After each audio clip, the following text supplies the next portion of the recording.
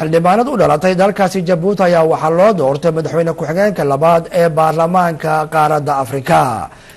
kadib shirarkaasi ka dhacay oo ay lahaayeen baarlamaanada qaaradda Afrika ugana socday dalkaasi Koonfur Afrika. Idris Cabdi ayaa warkaasi ka soo diray Johannesburg. shirka baarlamaanka Afrika ee ka socda magaalada Johannesburg ee dalka Koonfur Afrika ayaa waxaa la qabtay doorasho gudoomiye ku-xigeenka labaad ee baarlamaanka Afrika oo ay xaq u leeyihiin inay qabtaan xildhibaanada Afrikada bari ee qaaradan Afrika. waxaana doorashadaasi u tartamayay xildhibaanad ka socotay dalka Djibouti ee lagu magacaabo Safiya Cilmi Jibriil iyo xildhibaan Charles Majak oo ka socday Koonfurta Suudaan. xildhibaanada u codeynayay gudoomiye ku-xigeenka labaad ee baarlamaanka qaaradan Afrika ayaa tiro ahaan waxay gaarayeen ilaa 140 xildhibaan oo 105 xildhibaan ay u codeeyeen xildhibaanada dalka Djibouti Safiya Cilmi Jibriil oo ku guuleysatay inay hogaamiso kursigaas. gudoomiye ku-xigeenka labaad ee baarlamaanka Afrika Marwe Safiya Cilmi Jibriil oo ku guuleysatay xilkaasi ayaa ballan qaaday inay u hogaansami doonto awaamirta iyo xeerarka u yaala baarlamaanka Afrika iyo kan midowga Afrika. waxayna mahad celisay guusheeda kadib madaxweynaha dalka aad baan ugu faraxsanahay anigoo gabadha reer Djibouti oo baarlamaanka reer Djibouti ka socota haween reer Djibouti oo baarlamaanka Djibouti ka socota inaan maanta ku soo baxo 105 cuda waxa weeyaan waxaan weligeed la arag farxad gaarana weeyta waxaana ku tusaysaa wadanka yaga Djibouti horumarkiisa iyo dhaqdhaqaaqiisa fircoonidiisa inay dadku la qaybsadeen halkan waxaan doonayaa hambalyo gaar ah inaan uga diro madaxweynaha Ismaaciil Cumar Geele ayaan doonaya hambalyeeyo oo salaamo leeyno isagu hadii uu hormood noo noqonin una dumarka baarlamaanka soo gali maanta ka fadhiyo ka baarlamaanka Afrika ee sanadkan ayaa ka duwan sanadadii hore waxa uu kulmiyay xildhibaano Soomaali ah oo ka kala socotay dalalka Djibouti, Ethiopia, Kenya iyo Soomaaliya.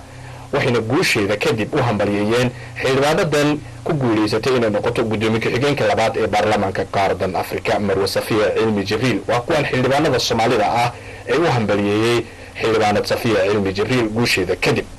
reer Djibouti mar walba wanaag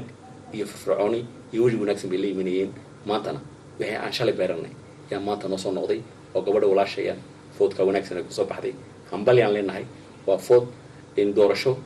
gabdhaha reer Djiboutina ay firfircooni iyo farxad ay ka qaadayaan magaca Djiboutina sare u qaadaya marka hambalyaan gabadha walaashay unka kaakina inkihina oo keeyito ku hafakinkihi unka ayaan hangara kahina يوارو هباكي نبارو هب. هير جبتي حبين كها برلمان بان أفريقيا هدان ناي شرف وين بيناتها مانتا هدان كوجو لسني ينام فوت كمتخنا ولا شيء أي هالشو صفية علمي جرير. فرصة مانتا أن حيسنو برلمان كان أفريقيا إن أرماكو حساب سن صوماليا مارتي أن سكودا ينسي وحقبتك ودمada أفريقيا قبل كران أرماها أفريقيا قبل كران ودنك صوماليا سيدا مارتي loo dejiyo ama siyaasad ahaan iyo si walbaba taasoo xagga loo soo kordhay laba qof oo maadartay aan isku luqadan isku aqoon isku diinahay oo xagga naga soo qaatay oo xilalkaas tirsaday taasina waxay noo muujinaysaa arrin farxad leh haddana naga Soomaalinahay iyo yahay gabar walaashayna dalka Djibouti ka timid ku guuleysato madaxweyne ku-xigeenka baarlamaanka Afrika doorashada ayada maanta la ka dhacday aniga waxay yahay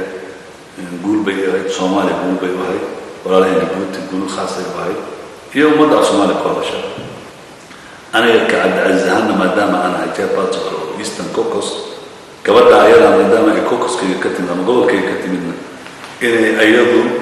maxaa la yiraahdaa kursigaas ayada heshaan waxay shirka baarlamaanka Afrika ee sanadkani ka socda magaalada Johannesburg ee dalka Koonfur Afrika ayaa guulo waaweyn waxa ka gaaray Soomaaliya iyo Djibouti oo ka helay xilalka kala ah gudoomiye ku-xigeenka labaad ee baarlamaanka Afrika iyo gudoomiyaha gudiga bariga Afrika oo ku guuleystay xildhibaan Cabdixukun furitaanka shirka markii la furay. Idris Cabdi Xasan TV caalamiga Universal Johannesburg Koonfur Afrika. intaas ayaan daawadana waxaan ku soo gabagabeynaa warkeenu idinkaga imaanaya telefishinka Universal Studios ku yaala magaalada London anigoo tarwaayana waan idin la socodsiinayay